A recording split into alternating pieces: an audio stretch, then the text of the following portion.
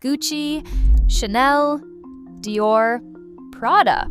4 names that dominate every conversation about luxury eyewear and that spend fortunes making sure they do. But here is what most people never find out. Those brands do not actually make their own sunglasses. They license their name to a handful of giant manufacturers led by EssilorLuxottica, and a large part of what you pay is simply a royalty for the logo on the temple. Meanwhile, there is a quieter world of luxury eyewear. Real houses that design and build their own frames by hand that the most serious buyers have known about for years, and that almost no one else talks about. These are the underrated luxury sunglasses brands to know in 2026. 7 of them, from around $380 to well over $1,600. Some you may have heard of and misjudged, some you have never heard of at all. And by the end, I will show you the one test that tells you whether any pair, at any price, is actually protecting your eyes. Let's start at the ceiling.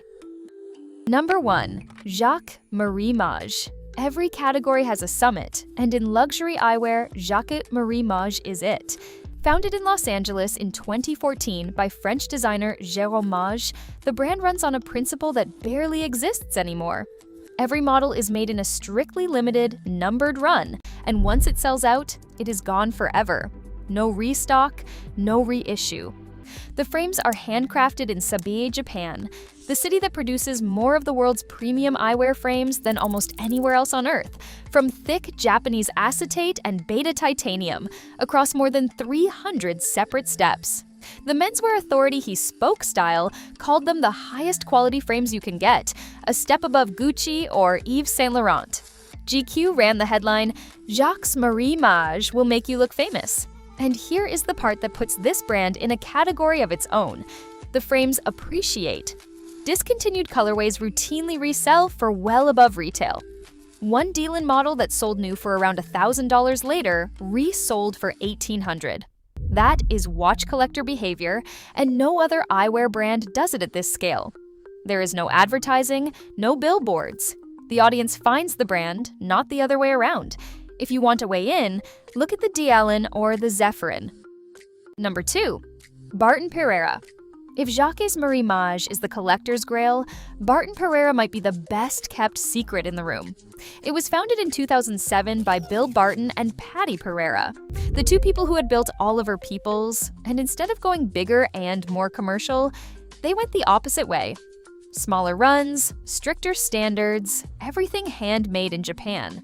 CNBC describes the brand as having a cult-like following among Hollywood stars and collectors, with frames that typically retail around $500 to $600. This is the brand that dressed James Bond. Daniel Craig wore a Barton Perreira model called Joe in No Time to Die, and the market backs up the reputation. On the resale platform The Real Real, one Barton Perreira model resold at roughly 44% of its retail price, which for sunglasses, a category where most frames retain almost nothing, is genuinely exceptional. One honest note. In 2023, the brand was acquired by Thalios, the eyewear arm of LVMH, whose chief executive called it a true gemstone in the eyewear industry. It now has a conglomerate behind it, but it is still handmade in Japan by the same 2 founders. Look at the Joe or the Rhonda. Number 3. Cutler and Gross. Now to Britain, and one of the most quietly respected houses in the world. Cutler and Gross was founded in London in 1969 by 2 opticians, Graham Cutler and Tony Gross. Every frame is handmade in the brand's own factory in northern Italy, across roughly 42 steps that take up to 12 weeks, and then laser engraved on the inside, handmade in Italy, with no logo anywhere on the outside. If you know, you know. The film heritage alone is staggering. Julia Roberts wore them in Notting Hill. The whole cast wore them in Kingsman. Daniel Craig wore them in Glass Onion. Add David Bowie, Elton John, and Grace Jones. The brand's own philosophy says it best: the look of luxury without announcing it. In the United States, it remains almost unknown, which is a matter of marketing spend, not quality. The 9325 and the round acetate frames are the clearest examples of what they do. Number 4. Bottega Veneta. This next one you have absolutely heard of. You just probably never thought about their sunglasses, and that is exactly the point. Bottega Veneta is one of the most recognized names in luxury, famous for its woven leather bags and its no-logo, quiet luxury philosophy. What most people miss is that the eyewear follows the exact same rules. No monogram, no name across the lens, just Italian acetate and titanium, and the signature woven detail that only insiders recognize. Prices run from about $380 to over $900, right in line with Gucci, except here you are paying for materials instead of a logo.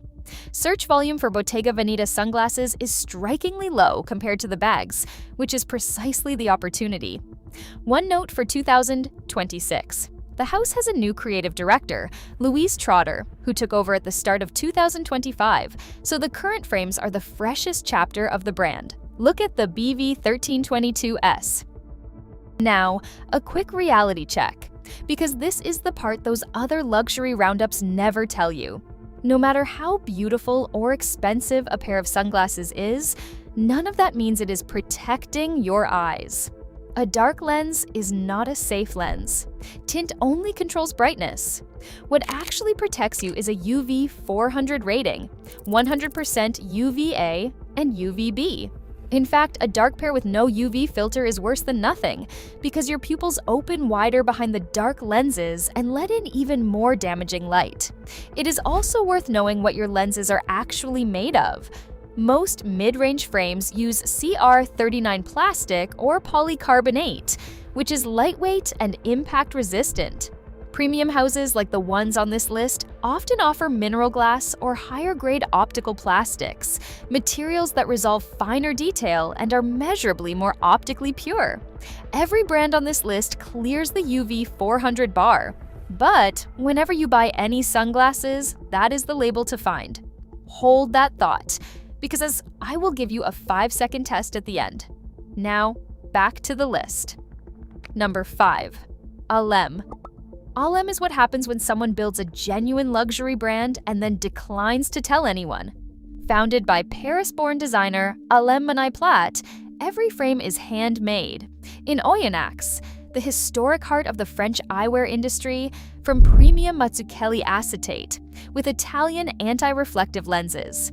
This is one of the very last truly French-made luxury eyewear labels left. And for context, Oyonnax is the same region that supplied frames to the world long before Luxottica ever existed. Vogue described her as bringing a genuinely new vision to eyewear. And in 2017, she was a runner-up for the prestigious CFDA and Vogue Fashion Fund, an almost unheard-of honor for an eyewear designer. The shapes are original in a way that is genuinely rare, and every model is named after a place in Paris, like Place de la Bastille or Rivoli. LeBron James wears custom Ahlem.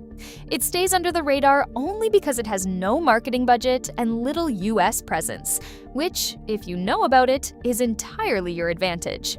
The Pigalle is the easiest place to start.